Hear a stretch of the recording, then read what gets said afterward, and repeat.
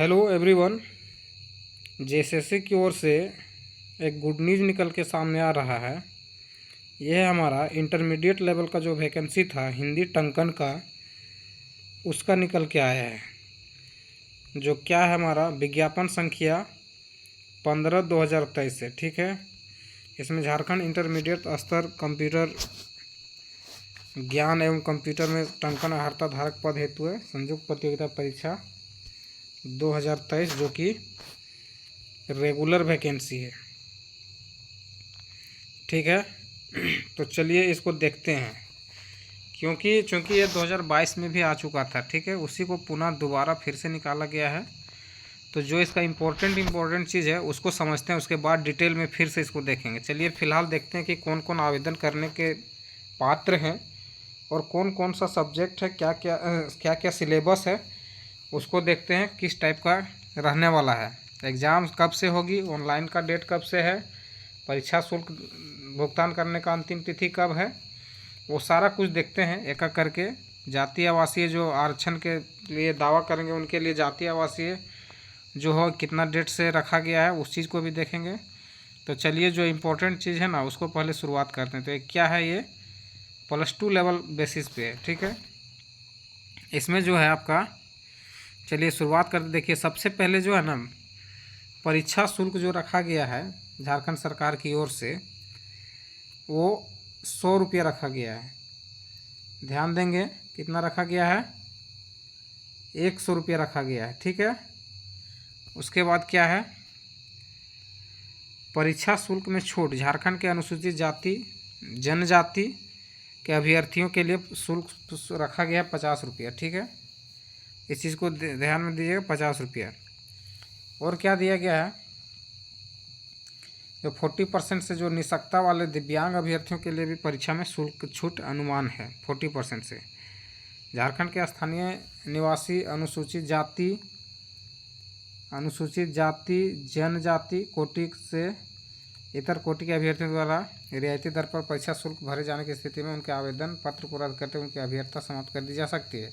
बिना शुल्क परीक्षा भुगतान के आवेदन पत्र स्वीकार नहीं होंगे और वे रद्द किए जा सकेंगे, ठीक है।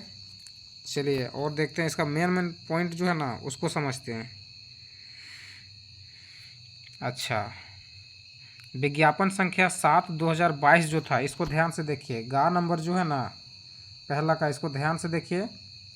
ये हमारा है झारखंड इंटरमीडिएट स्तर का जो एग्ज़ाम था हमारा, उसको देखिए पहले। उसमें क्या दिया गया है आपका, चलिए उसको समझते हैं पहले कि आखिर उसमें क्या था। तो जो पिछला बार जो फॉर्म भराया था 22 में, उसमें क्या था, वो भी रेगुलर वैकेंसी ही था। तो जब नियोजन नीति रद्द हुआ तो ये सारा वैकेंसी रद्द हो गया था। तो इसमें देखिए, इसमें क्या बोला गया है कि देखिए संयुक्त प्रतियोगिता परीक्षा परिषद, ये देखिए 2022 बैकलॉग भर्ती अंतर्गत आवेदन समर्पित करने वाले अभ्यर्थियों को इस विज्ञापन की शर्तों तथा शैक्षणिक योग्यता निर्धारित आयु पुनरार्थों को पुनः आवेदन समर्पित करना होगा, मतलब फिर से उसको भरना होगा। वैसे अभ्यर्थियों को वर्तमान परीक्षा हेतु कोई शुल्क दे नहीं होगा, मतलब उसको पेमेंट नहीं लगेगा, लेकिन उसको फिर से भरना होगा। तो जो भी भरेंगे वो उनको रजिस्ट्रेशन नंबर जन्म तिथि दे के अपना फॉर्म को क्या है सबमिट करेंगे, लेकिन भरना सबको है। तो इस चीज़ को ध्यान देंगे। चलिए अगला पॉइंट देखते हैं। रिक्तियों का विवरण जो दिया गया है उस चीज़ को देखते हैं। सबसे पहला जो है क्या क्या किस पे वैकेंसी आया है उसको देख लेते हैं। निम्न वर्गीय लिपिक है, ठीक है। ये कार्यालय सहायक सह लेखापाल, लेखा लिपिक एवं लेखापाल सह कंप्यूटर ऑपरेटर किस विभाग में है, नगर विकास एवं आवास विभाग का है ये वैकेंसी, ठीक है। तो इसमें देख लीजिए कितना पोस्ट है, कुल इसमें 46 पोस्ट है, 96 पोस्ट है। जिसमें से क्या है, आपको सबका कैटेगरी वाइज बटा हुआ है। अनारक्षित में 39, अनुसूचित जनजाति 25, अनुसूचित जाति 10, अत्यंत पिछड़ा वर्ग 1 7 है, पिछड़ा वर्ग 2 6 है, और आर्थिक रूप से आपका जो EWS है वो 9 सीट है, तो ये चीज़ हो गया। चलिए नेक्स्ट देखते हैं दूसरा क्या है।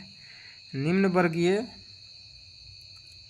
लिपिक कार्यालय सहायक सह कंप्यूटर ऑपरेटर एवं लेखक लिपिक सह कंप्यूटर ऑपरेटर, ये भी क्या है, नगर विकास एवं आवास विभाग का है। इसमें कुल रिक्तियाँ कितना है आपका 256, सबसे ज़्यादा इसी में है 256 है, देख लीजिएगा। इसमें भी कैटेगरीज वाइज बांटा हुआ है। तो चलिए पहले मेन जो चीज़ है उसको देखते हैं, उसके बाद देखिए स्टेनोग्राफर, जिन्होंने स्टेनो किया होगा उसके लिए देखिए, स्टेनोग्राफर निजी सहायक नगर विकास एवं आवास विभाग, जितना भी है नगर विकास एवं आवास विभाग का ही है। इसमें टोटल पोस्ट देखिए, चलिए इसको देखते हैं कितना है। इसमें आपका टोटल जो इसमें पोस्ट है ना वो है आपका 27 है, ठीक है। चलिए अगला उसके बाद देखते हैं क्या है हमारा। अगला है मेरा श्रम नियोजन प्रशिक्षण एवं कौशल विकास विभाग, निदेशालय नियोजन एवं प्रशिक्षण नियोजन पक्ष अंतर्गत निम्न वर्गीय लिपिक है, ठीक है। इसमें कितना पोस्ट है, इसमें कुल पोस्ट है मेरा 77 है, ठीक है। टोटल कितना है इसमें 77। चलिए अगला क्या है, अगला है मेरा खान एवं भूतत्व विभाग के अधीन खान निदेशालय अंतर्गत निम्न वर्गीय लिपिक। इसमें कुल पोस्ट कितना है मेरा, यहाँ पे आपका 43 है, इस चीज़ को देख लीजिएगा। चलिए अगला देखते हैं, अगला क्या पोस्ट है। अगला छठा में खान एवं भूतत्व विभाग, खान एवं भूतत्व विभाग के अधीन भूतत्व निदेशालय अंतर्गत निम्न वर्गीय लिपिक। इसमें भी कुल पोस्ट कितना है आपका, छठा नंबर का जो ये था पोस्ट मेरा है, कुल है 22। उसके बाद नेक्स्ट क्या है, उच्च एवं तकनीकी शिक्षा के अधीन तकनीकी शिक्षा निदेशालय के नियंत्रणाधीन विभिन्न राजकीय पॉलिटेक्निक राजकीय महिला पॉलिटेक्निक संस्थान निम्न वर्गीय लिपिक है। तो इसमें कुल कितना पोस्ट है देख लीजिए। पॉलिटेक्निक कॉलेज में जो गवर्नमेंट का है उसमें निम्न वर्गीय लिपिक का पोस्ट है, उसमें देख लीजिए आप। टोटल आपका यहाँ पे है 38, कितना है 38 है।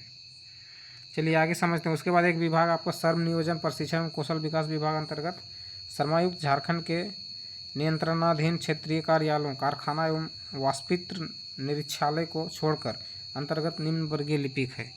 इसमें कुल पोस्ट कितना है आपका 64 है। चलिए उसी तरह से नौमा में भी है, श्रम विभाग का है, इसमें भी देख लीजिए टोटल पोस्ट कितना है 45 है। अगला भी है आपका 10वां नंबर में, ये भी श्रम विभाग का ही है, श्रम नियोजन एवं प्रशिक्षण विभाग का। इसमें आके देखिए आपका कितना पोस्ट है, तो देखते हैं। इसमें देखिए कुल पोस्ट है आपका 10 है, ठीक है 10 है, ये देखिए। उसके बाद नेक्स्ट चलिए देखते हैं 11 नंबर श्रम नियोजन प्रशिक्षण एवं कौशल विकास विभाग अंतर्गत ये भी है क्षेत्रीय कार्यालयों औद्योगिक प्रशिक्षण संस्थानों में निम्न वर्गीय लिपिक। मतलब ITI जो है आपका उसमें जो निम्न वर्गीय लिपिक है ना उसके लिए कितना पोस्ट है, इसमें 185 पोस्ट है टोटल, देखिए 185। अब देखते हैं कुल जो वैकेंसी है ना मेरा 863 पोस्ट है, ठीक है। टोटल वैकेंसी 863 है, इसको ध्यान रखेंगे कितना है, तो 863 पोस्ट है। इसके लिए वैकेंसी JSSC ने निकाली है। चलिए अब अगला पॉइंट क्या है हमारा,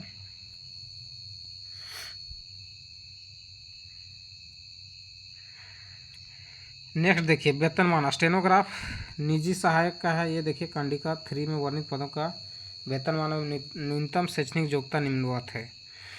तो देखिए ये आपका पे मैट्रिक्स लेवल 4 का है। स्टेनोग्राफर वाला जो वैकेंसी है आपका वो है 25,500 से 81,000 जाएगा इसका सैलरी।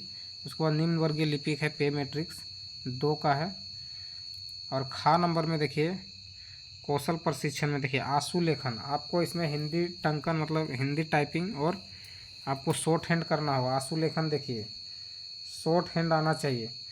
आंसू लिपिक परीक्षा में सफल होने के लिए अभ्यर्थियों को हिंदी आंसू लेखन में 80 शब्द प्रति मिनट तथा हिंदी टंकन में 30 शब्द प्रति मिनट की गति, अनुसूचित जनजाति अनुसूचित जाति के लिए अभ्यर्थियों को हिंदी टाइपिंग में 25 शब्द प्रति मिनट की गति होना चाहिए। देख लीजिए ये चीज़।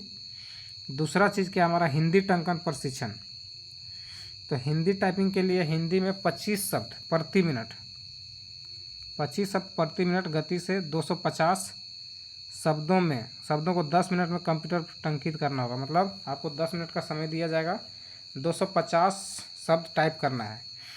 और उसके लिए 2% जो एरर होगा ना, इससे अधिक गलती नहीं होनी चाहिए, नहीं तो आप क्या हो जाएंगे, अयोग्य हो जाएंगे, करार दिए जाएंगे। तो मेन इसका जो टेक्निकल चीज़ था यही चीज़ था, आपका आशुलेखन और हिंदी टंकन टाइपिंग। अब देखिए इसका शैक्षणिक योग्यता क्या है, न्यूनतम शैक्षणिक योग्यता। तो वैसे अभ्यर्थी जो है +2 धारित करना अनिवार्य होगा। मतलब जो इंटर पास कर चुके हैं, +2 के अभ्यर्थी हैं, वो इसके भरने के पात्र हैं, वो भर सकते हैं। जो अंतिम रूप से अभी पास करेंगे, मतलब भरने तक उसके पास सर्टिफिकेट होना चाहिए। जब से फॉर्म भराएगा तब तक मतलब उसके पास सर्टिफिकेट हो जाना चाहिए। तो इसके लिए है। और क्या इम्पोर्टेंट चीज़ है, कुछ खेल कोटा में छूट मिलेगा, उसके लिए दिया हुआ है। अब क्या दिया हुआ है, हाँ आयु सीमा देखिए, जो मोस्ट इम्पोर्टेंट चीज़ है, सीमा, आयु सीमा क्या है, न्यूनतम उम्र सीमा क्या रखा गया है। न्यूनतम उम्र सीमा की गणना हेतु क्या दिया गया है आपको, ये देख लीजिए। सबसे इम्पोर्टेंट चीज़ है, इसको देखना है। न्यूनतम उम्र सीमा गणना हेतु संदर्भ तिथि 1/8/2023, 1/8/2023 से किया जाएगा।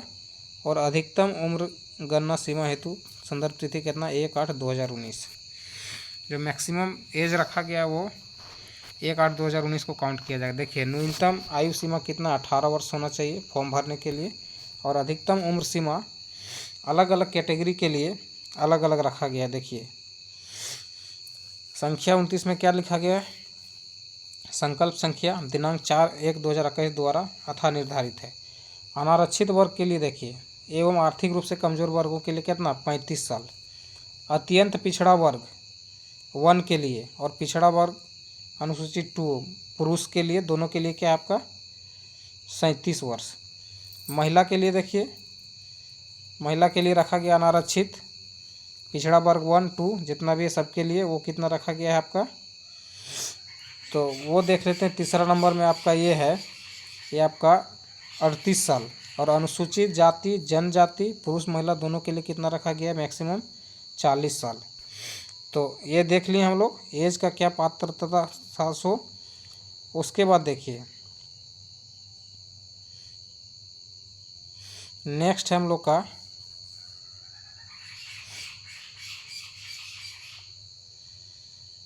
पात्रता, तो हो गया, पात्रता देख लिए।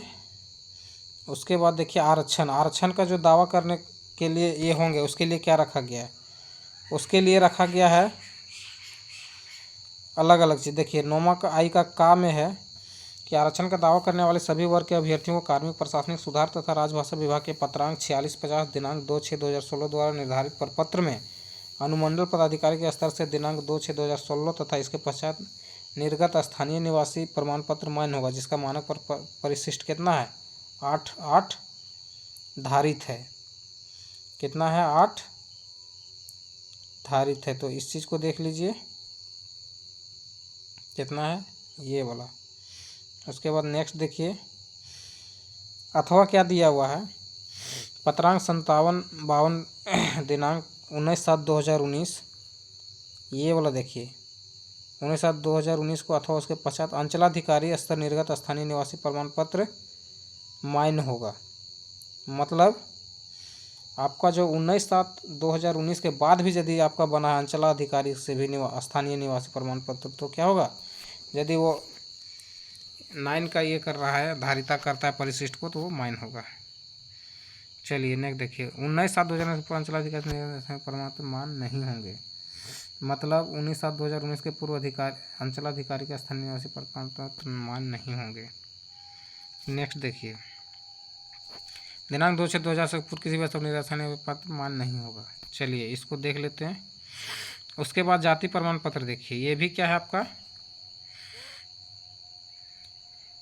हाँ पत्रांक क्या है आपका, यहाँ देख लीजिए 17/54 दिनांक 25/2/2019 द्वारा निर्धारित प्रपत्र दिनांक 25/2 अथवा उसके पश्चात अंचलाधिकारी के स्तर से निर्गत जाति प्रमाण पत्र जिसका मानक प्रपत्र परिशिष्ट 2 पर धारित है होगा। अथवा और क्या दिया हुआ है,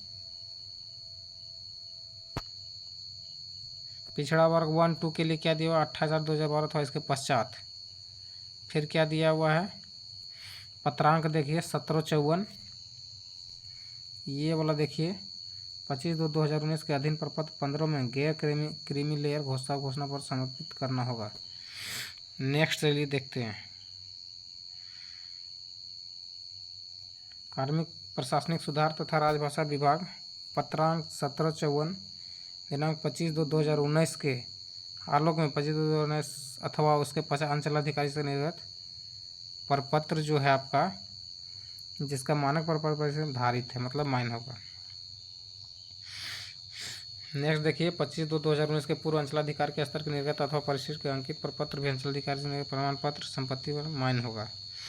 नेक्स्ट देखिए आपके पास उसके बाद क्या है आपका, ऑनलाइन आवेदन भरने के लिए महत्वपूर्ण दिशा निर्देश दिया गया। क्या दिया गया है आपको, ये देखिए कब से होगा ये आपका फॉर्म भराएगा,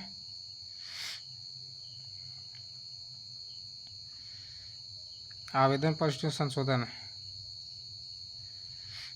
27/11/2023। यहाँ देखिए क्या लिखा हुआ है आपका, डेट जो दिया हुआ है इतना पर जाना रजिस्ट्रेशन करें।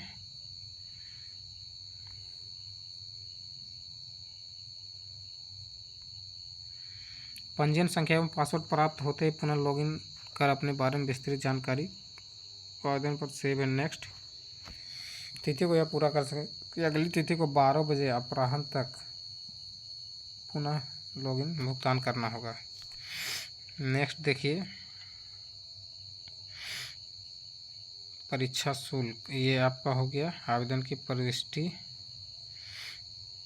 ऑनलाइन का तिथि देखिए रजिस्ट्रेशन तथा सूचना, ये देखिए ये इंपॉर्टेंट डेट आपका ये है, रजिस्ट्रेशन करने तथा सूचना दर्ज करने हेतु दिनांक 20/10/2023 से दिनांक 19/11/2023 की मध्य रात्रि तक है। ठीक है, ये देखिए रजिस्ट्रेशन करना है आपको इतना डेट तक। परीक्षा शुल्क भुगतान दिनांक 22/11/2023 की मध्य रात्रि तक।